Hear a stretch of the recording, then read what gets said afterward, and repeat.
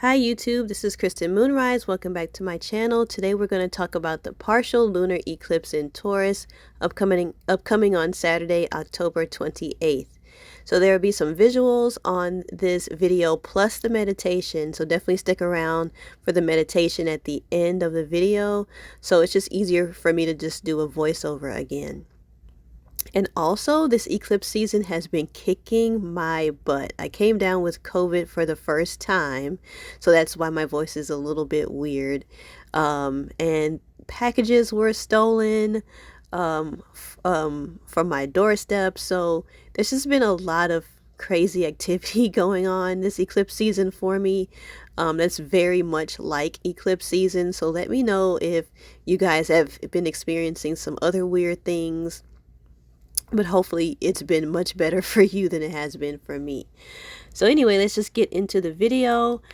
Astronomically speaking, a partial lunar eclipse is when a portion of the moon moves into the Earth's darkest shadow, called the umbra, making the moon look partially darkened or dimmed. Although not as vivid as a total lunar eclipse, also known as a blood moon, this event can still be observed with the naked eye, unlike the recent solar eclipse that we just had where you needed protective eyewear. And astrologically speaking, eclipses are considered a dramatic calling for drastic change. They electrify us. So this happens when the moon gets within 18 degrees of the lunar nodes, which represent our karmic points. So where is the lunar eclipse visible? The entire eclipse will be visible from the east of the Americas, Europe, Africa, Asia, and Australia. And at least part of the eclipse will be visible from every other continent. And so I've provided links in the description box so you guys can check out these images and articles on your own. Okay, so since this full moon is in Taurus, it's good to just get into the traits of Taurus so we can better understand this moon and its energies. So Taurus is a feminine, earth, and fixed sign. The energies are that Taurus is quiet, affectionate, patient, stable, practical, and determined. The shadow side of Taurus is that it's stubborn, resistant to change, possessive, a slave to the routine. The parts of the body that Taurus rules is the neck and the throat. The key word for Taurus is I have. So Taurus is the quiet and stable yet stubborn of all of the signs. All right, so I've got the chart pulled up here for the partial lunar eclipse in Taurus happening on Saturday, October 28th, 3:23 p.m. Central Daylight Time in Houston, Texas. I'll pretty much always have the chart for Houston as that's where I live.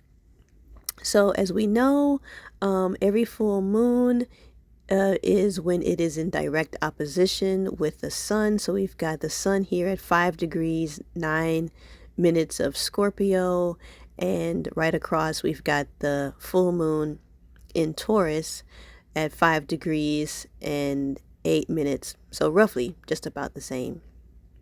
So this is when the moon will be at its fullest at 100%. So overall themes for this full moon: surrender to the divine, hold your vision, your dreams need a practical plan. Step out of your comfort zone. We get that from it being near the north node, and with it being a full moon eclipse, conclusions are within reach. So with this full moon being in Taurus and in the second house, this just really amplifies the theme of wealth, possessions, money, and that I have energy. So get your financial affairs in order, be practical, but the old way of doing things is no more. We've got Aquarius at the ascendant here. So it's definitely asking us to really look into more new ways of doing things. So as you know, we've been seeing a lot of this in the news in recent months about how we're experiencing a lot of changes in business and finance. So this is a really good time to really seek out business, financial, and economic mentorship. Who is, living their lives in a way that you like, who's this new way of doing things, who's giving you different ideas, kind of expanding your mindset and any blocks you may have about finances.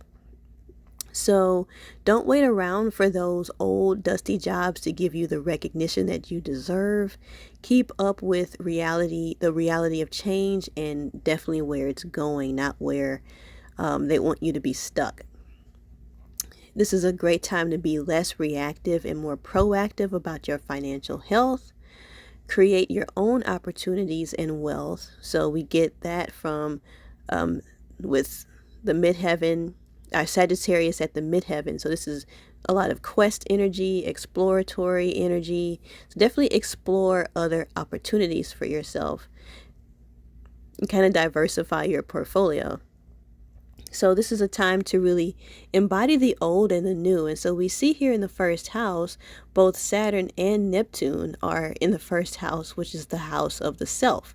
So in short, step out of your comfort zone, but still be practical about the idea and the follow through that you choose, or the execution that you choose. And so also I have chosen a tarot card. I chose the Wheel of Fortune. Life never stops moving forward. You can't beat the cycles of ups and downs. There's going to be knowns and unknowns constantly. So it's really going to be all about the choices, behaviors, and decisions that you take, but definitely enjoy and appreciate the ride. So before we get into the meditation, I wanted to mention my offerings. If you like my videos, please consider working with me one-on-one.